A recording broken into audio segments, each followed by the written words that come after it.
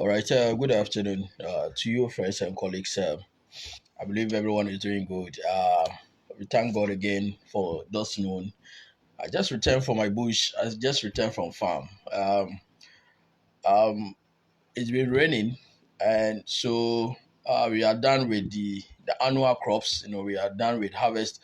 It is now left with the biennial and the perennial, crops. So these are mainly the cash crops. So we just go there to do one or two readings and we come home. So we don't have much to do on farm, as far as this is concerned.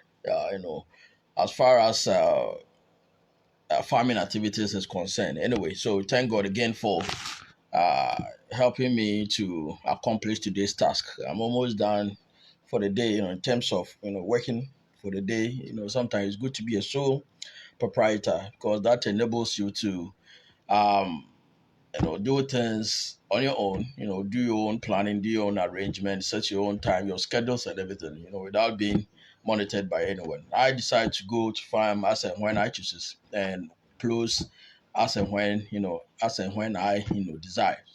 Anyway, so we are going to look at something small. This time around, very, very, very, very, very, very small. Because previously, I started looking at what we call the, excuse me, the apocalyptic language. The apocalyptic language.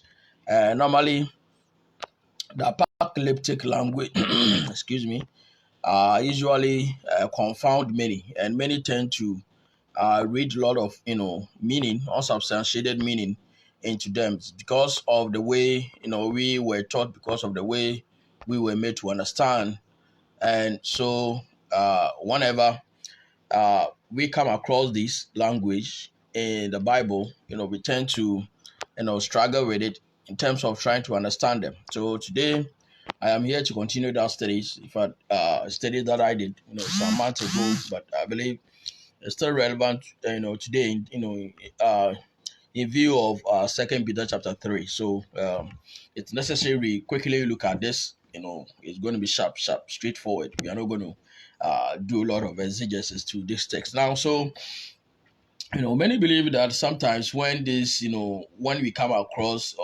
this statement, they actually mean uh, uh, literal, or they understand it from the literal perspective, and that is the problem that has reigning, or that has been going on throughout Christendom. But I believe that the time has come for us to reconsider what you've been made to believe all this while. And so this is what we're going to do. We are going to look at first of all, we are going to look at Second Peter chapter number 3. Brother Buampong is doing excellent work on this text, but I want to add a bit, something, little to it, and I believe that is going to help us all. So, Brother Buampong, greetings to you, and you have done well, in terms of your video on Second Peter chapter 3. I think you've recorded numerous videos on this text, but I'm only going to add something, little to it. And so in Second Peter chapter number 3, I am not going to, kind of like start from the beginning, because I don't want to kind of like um, prolong this video, but I want it to be snappy as possible. So in Second Peter chapter number 3, when you look at the verse 10, it says that, but the day of the Lord will come as a thief in the night. Now, Brother Bumpo has spoken about this in his video, so I will recommend that you also watch his video, because it's very, very educative, very, very informative. So just go there, go on his page and watch some of these videos. He usually tag me in his video, so when you go on my page, you see it there. You see the video there, you can watch it, and it will help you. But it talks about the coming of the Lord being a thief in the night. This is simple. It is not something that is going to come in our time, but it is a first century event. We have one in Matthew chapter 24, another one in First Thessalonians chapter 5, all demonstrate, the nature of the coming of the Lord. However, remember the Christians in the first century, in view of the coming of the Lord in their time, they did not know the day and hour of his, coming. However, they were given, some, signs to look out for. And these signs, were to inform them of the imminent coming of the Messiah, so that they should escape from the city, before destruction comes upon the king, upon that city of Jerusalem. So to them, the coming of the Lord, wouldn't, dawn upon them as a thief in the night. But however, don't believe it, those who were outside the body of Christ, they suffered that nature of the coming of the Lord as being a thief in the night, because they had no signs of whatsoever as was the imminent, destruction, imminent destruction upon them. See? What I want to say is that they had the signs of the end, so they had fled the city, prior to the coming destruction, upon them. So to them, the coming of the Lord was not a thief, did not come upon them as a thief, or did not come as a thief in the night. However, to the unbelievers, it came as a thief. It came as a thief in the night. Excuse me. I don't know why these things are choking me up. Anyway, excuse me. Now, so he said that, but the day of the Lord will come as a thief in the night, in which the heavens will pass away with a great noise, and the element will melt with fervent heat. Both the earth and the works that are in it will be burnt up. Alright, so many believe that this has to do with physical earth burning, physical earth destruction. That is the prime. That is what people understand this text. But this is what they're going to do. This is what we call the apocalyptic judgment language, or apocalyptic language. Okay,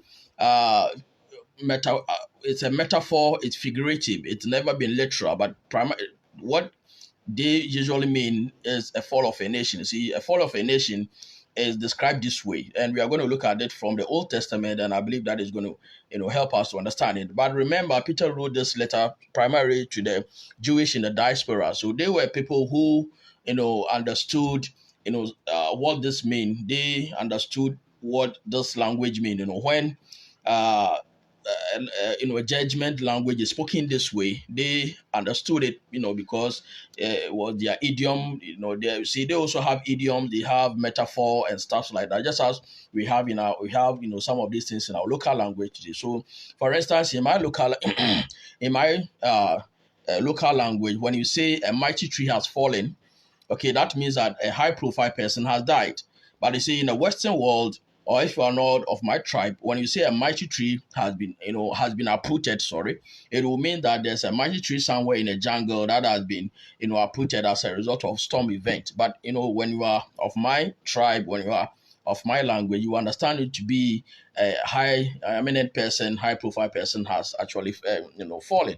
Okay, so that is what it means. So to them, when this language is used, heaven is going to melt, and heavens will pass away with great noise, and the element will melt with fervent heat. Both the earth and the works that are in it will be burnt up. The Jewish in the first century also understood what Peter was trying to say. So now let's go to the Old Testament. Let's go to the Old Testament to see instances where this language was used, and one of these was judgment against Israel in Isaiah chapter number 24.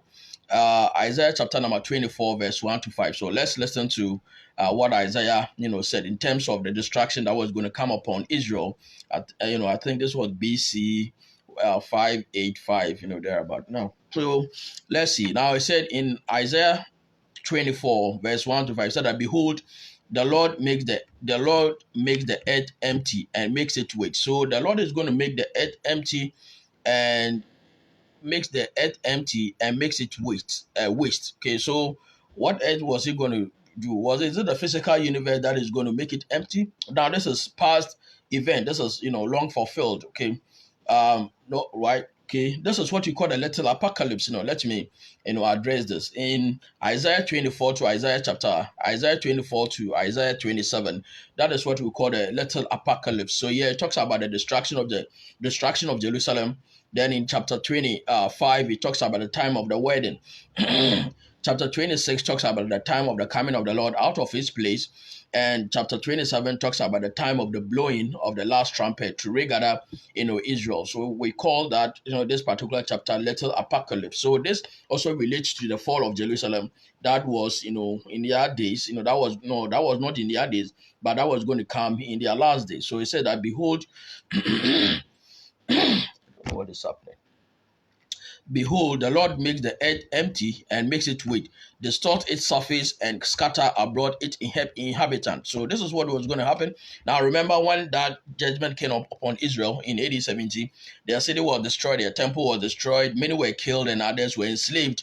Others were enslaved by the Roman, army. So in verse 2, he said that it shall be with as with the people, so with the priest, as with the servant, so with its master. As with the buyer, so with the seller. As with the lender, so with the borrower. As with the creditor, so with the debtor. Now, verse 3: the land shall be entirely emptied and utterly plundered. Utterly plundered. For the Lord has spoken this word. All right, now verse 4: the earth mourns and fades away. So the earth is going to mourn and the earth is going to fade away. Now, what do we have in my Second Peter chapter 3, verse 10?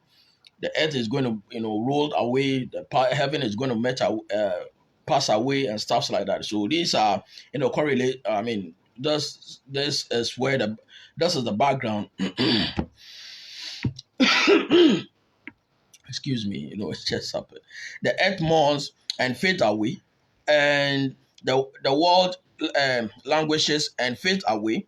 The Houthi people of the earth languish. Now, verse 5: the earth is also defiled under its inhabitants, because they have transgressed the laws.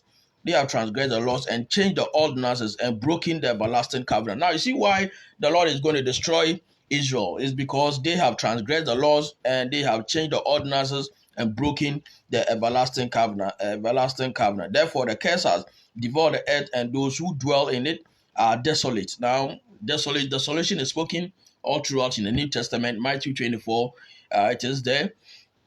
Matthew chapter 23, it is also there. Okay, desolation is going to come upon them, right? So we see the New Testament, have their they have their trace root from the Old Testament. Okay, so therefore the curse has devoured the earth, and those who dwell in it are desolate. Therefore, the inhabitants of the earth are burned, and few men are left. Okay, so this is what is going to happen in the last days, or in the last days of Israel, the terminal covenant generation of Israel. This is what is going to happen to them. The earth is going to be made empty. Everything is going to be destroyed, but few men are going to remain. That is the remnant of Israel. The few believers, they are going to escape this. They were going to escape the destruction because they had the signs of the end. So they had fled the city to Mount Pella, I believe, east of Jerusalem, even prior to the invasion of Jerusalem by the Roman army led by Titus. Okay, so this is how the Lord described that judgment. But this has nothing to do with physical earth destruction, physical earth burning, or physical universe, destruction. But this is what we call the apocalyptic Jewish judgment language. So the Jewish in the first century, they understood what this language means. Now, another one is judgment against Edom, and we know Edom is long time Israel's arch enemy, and they have been destroying and they have been bothering them. Okay, but the Lord is going to destroy them in order to bring peace upon Israel. So in Isaiah chapter 34, so let's see what we also have there. Okay, when you understand this, and when you get to the New Testament, we wouldn't be found wanting. Try to understand what 2 Peter 3, verse 10 means. Now, so in Isaiah 34, let's see what we have there. Is it 34? I believe, let me see. Uh, okay, right. So now let's see that judgment. Judgment, against Edom. Now he said, come near, come near, you nations, to hear, and heed, you people. Let the earth hear, and let all that is in it, the world and all things that come forth from it. Now, verse 2: for the indignation of the Lord is against all nations. Now we have the wrath of God coming upon Israel. Now, I'm not saying this relates to them, but this is similar language. John the Baptist has spoken that you brood of vipers, who admonish you to escape that impending wrath that is going to come upon you. So there's similar language in terms of similar judgment language. Now verse 2: for the indignation of the Lord is against all nations, and his fury against all their armies. He has utterly destroyed them. He has given them over to the slaughter. Now, verse 3: also their slain shall be thrown out, their stench shall rise from their corpses, and the mountain shall be melted with their blood. Now the mountain is going to be melted with their blood. Now come to think of that. How is literal blood able to melt a whole mountain? Is that possible? Is that possible? I don't think that is possible. Okay, so that should tell you that this is metaphorical. This is figurative. This has nothing, this is nothing literal. Or it isn't a literal statement, but it is a figurative. But it's a judgment language, and that is what we call the apocalyptic, language. Okay, so their blood is going to melt the mountain with their blood. Now, verse 4. All the hosts of heaven shall be dissolved. So now in that judgment against Edom, I have to get you the date. I think it was in the BCs. It says that in that judgment, it was described that all the hosts of heaven shall be dissolved. Now, you see, today you get to or you read Second Peter chapter number 3, an epistle that was written by Jews, and written to the Jewish in the diaspora. The First Peter chapter 1 verse 1. First Peter chapter 2 is just a reminder of First Peter chapter number 1. And First Peter chapter 1 verse 1 said that the letter was addressed to the Jewish in diaspora, technically the 10 northern kingdoms. So they understood what this means. You get there, you read there, and you said, oh, see, all the world is going to be destroyed. Heaven and earth is going to be dissolved. What about this? This is the atypical judgment language. So they understood what this, actually mean. Okay. So it said that all the hosts of heaven shall be dissolved. Now, don't we have that in Second Peter chapter 3? I mean, don't you have it there? Everything is going to be dissolved. All right. So now, and the heavens shall be rolled up like a scroll. Okay. All the hosts shall fall down as the leaf falls from the vine. Right. As the leaves, falls from the vine, as a fruit falling from a fig tree. So these are symbolic.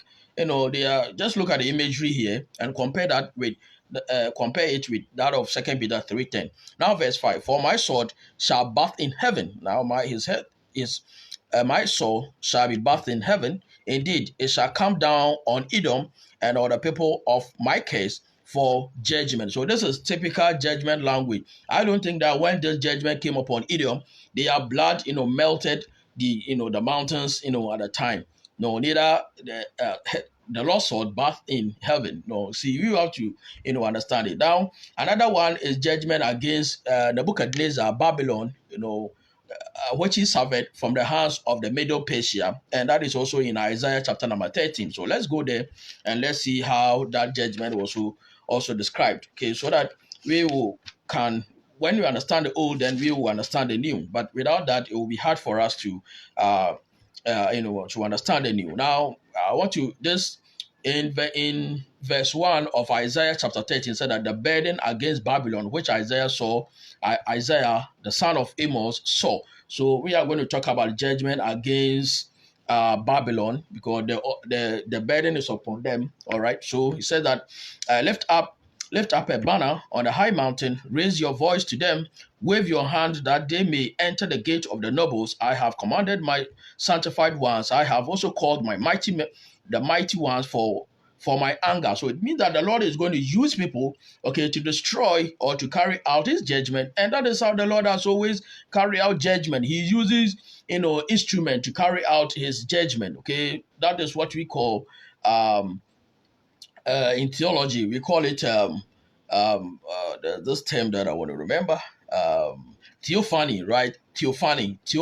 That is manifestation of divinity through historical events. So that is how the Lord has always carried out judgment. He uses nation against nation, sometimes curse, sometimes diseases, sometimes pestilence, and all these things. That is how the Lord has always carried out judgment. Even though he comes in judgment, but he does not visibly, physically hold come. But those events occurring, inform those people around that indeed he has come in that judgment. And so we have in John chapter number 5 verse 19, the Lord to whom the last judgment was committed to, according to Acts chapter number 17, 31, also going to carry out judgment exactly as he has seen the Father acted in judgment in the past. And this is how God has carried out judgment in the past. So you don't anticipate that judgment in the New Testament to be a visible, literal coming of the Lord, as people have seen. So in Matthew chapter number 24, they inquired from the Lord the sign of your coming, because they know that he is going to come riding on a right, he was going to come on clouds of heaven, and they know that that is not a visible coming. However, is going to come through instrument. Okay, so he was going to use the Roman army as his pawn to carry out this judgment. So the destruction of the city of Jerusalem and the temple was the coming of the Lord. Say that what will be the end of this age, the sign of your coming, and the end of this age. Okay, so that his coming was through that judgment, and so he ended that age. That is just by the way. Said I don't want to digress today because I just want to be snappy and go away. Now, so my mighty men, where was I? Was for my anger, those who rejoice in my exaltation.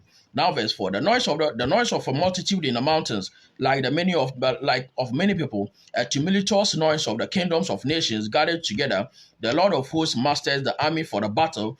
They come from a far country. So this is how they coming. They are going to come for a far country. So we saw the Roman army coming all the way from Rome, to attack, Jerusalem. I am not saying, we are looking at we are comparing and contrasting, okay, to see how the Old Testament, judgment, fits the New Testament, judgment in AD 70. Okay, so now verse 5, they come from a far country from the end of heavens. Now see how he used it. From the end of heavens, the Lord and his weapons of indignation to destroy a whole land. So the Lord is going to use the Medo-Persia to destroy Babylon, just as what occurred in AD 70. So that judgment was ordained by God. It was his coming. He came in that judgment, and we are going to see that. But he did not physically, bodily come. The coming of the Lord, what they call the second coming of Christ, he will come not as man in the flesh, but as God in the spirit. So they were looking for a sign. What will be the sign of your coming? So he said, see, I'm going to give you this as a sign. When this occurred, know that I have come and I am going to dwell with you. Because that destruction also ushered in the New Jerusalem, within which the Lord has his throne and he dwelling with us. People said that he's going to take us here and send us to heaven. That is not Bible studies, or that is not Bible's position as far as I am concerned. Ezekiel 37, 20, 27. Ezekiel 37, 20, 27. It is there. John chapter number 14, verse 23, it is there, and Revelation chapter 21, verse 3, it is also there. All right, so now it says that, for the day of the Lord is at hand. So the day of the Lord is at hand. Therefore, all the hands will be blamed. Every man's heart will melt. Every man's heart will melt, and they will be afraid. Pangs and sorrow will take hold of them. But let me get to the soft time. But at least when it God said, verse 9, it said that behold, the day of the Lord comes, cruel with wrath and fierce anger, to lay the land desolate. So see all this desolation all over the place. For the stars, now in verse 10, see how he describes it. He said that for the stars of heaven and their constellations will not give their light, the sun will be darkened in its going forth, and the moon will not cause its light to shine. Now you see how the Lord has described the judgment against against Babylon. This is what he used. The constellation, the heaven and the earth, everything is going to be destroyed. See, the moon will fail to give its light. Matthew 24:29. So that indicates the fall of a nation. I will punish the world for its evil and wicked for their iniquity. I will halt the arrogance of the proud, and will lay low, the haughtiness of the terrible. Verse 12. I will make a mortar more rare than fine gold, and a man more than a golden wedge of Ophel. Verse 13. Therefore I will shake the heavens, and the earth will move out of her place in the wrath of the Lord of hosts, and in that day of his fierce anger. So see how the Lord has described, that judgment against Edom. There's another one in Isaiah 19:1, but which I am not going to go there because of our time. Okay, so this is how the Lord has, described this judgment against nation, fall of a nation. This is how he has described it. Okay, so today, when we appeal to 2 Peter 3 and think that it has to do with the destruction of this universe, we may be mistaken, because we ought to understand that that is a typical judgment language of a fall of a nation. So in the context of 2 Peter 3, that has to do with the fall of Jerusalem. See, people only just read the surface and they will say, oh, well, see, This will be that's the end of this, planetary system. But that is not the case. So that is that. All right. So when we come to Second Peter 3, ladies and gentlemen, it says that, but the day of the Lord will come as a thief in the night, in which the heavens will pass away with a great noise. Now, great noise, I believe now you are getting something. With a great noise, and the element will melt with fervent heat. Both the earth and the works that are in it will be burned up. Now, this should tell you that this is a typical judgment language, and that indicates, a fall of Jerusalem. Now we have the element here. The Greek call it stoichia, and that stoichia has nothing to do with the element of the periodic table. The Bible is a redemption. It's a book for redemption of man, and not a science book. And Peter and co, they were uneducated in terms of formal education, so they had nothing to do with the periodic table. You understand? But Bible defined that element or the stoichia as the fundamental regulation of the Torah. So in the context, they are talking about the Torah, the destruction of the Torah. That melting of the element is the Torah. You read Colossians 2, verse 8, it is there. Galatians chapter 4, verse 3 to 4, and verse 9, it is also there. All talking about that destruction of the Torah.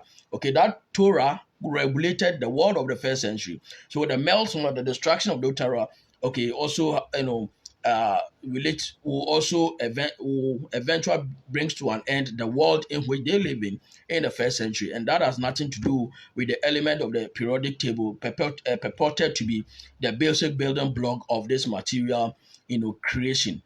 Though that is not that, but this is not science book. This is redemptive book. Okay, so it has they have where was periodic table when Peter wrote this book in somewhere AD 60s? Where was the periodic table? So they do know anything called periodic table, boron, cobalt, and stuff like that. But they have to do with the element, the law, the Torah of their world in the first century. So this is how he uses it. So we are not talking about to appeal to this and to claim that this has to do with the destruction of this world means that you are going to have problem. All right. So this is just to add up to what Brother Buampong, said. But I am Solomon, and on my YouTube channel, it is all hope fulfilled. All hope fulfilled. So you can go there and subscribe and to watch the videos numerous videos that we have there. And I believe that is going to help you. So until we meet again, we say bye.